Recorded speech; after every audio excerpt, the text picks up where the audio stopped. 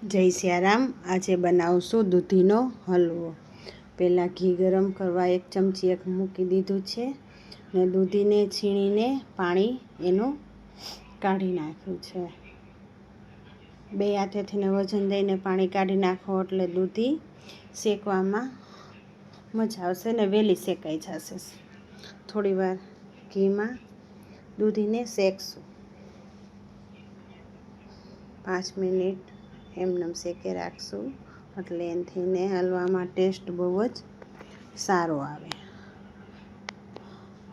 જોવો છો તમે દૂધી આપણી શેકાઈ ગઈ છે। જો હવે નીચે છૂટવાઈ માંડી છે અને સહેજ લાલ જેવી થઈ ગઈ છે। હવે નાખશું આપણે તેમાં દૂધ। મેં 500 દૂધીમાં અડધો લીટર દૂધ નાખ્યું છે। તમે કિલો દૂધીનું કરો તો લીટર 1 દૂધ નાખવાનું। મેં મલાઈવાળું દૂધ લીધું છે જેથી ટેસ્ટ બહુ જ સારો આવે। હવે ચોટે નહીં એટલે આપણે દૂધ થોડી વારે હલાવતું રહેવું।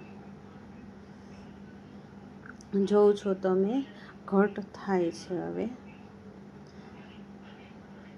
જેમ જેમ ટાઈમ જતો જશે એમ ઘટ થતું જશે।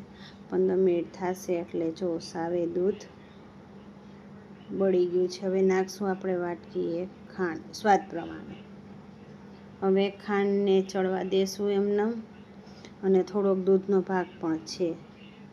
ખાંડ અંદર ઓગળી જશે અને દૂધે બળી જશે અને ચારે બાજુ ઘી છૂટું થશે એટલે આપણે ખ્યાલ આવી જશે કે દૂધીનો હલવો રેડી છે।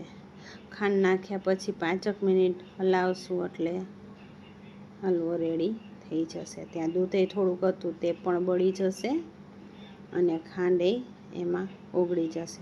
જોવો છો તમે ખાંડે ઓગળી ગઈ છે અને દૂધ પણ અંદર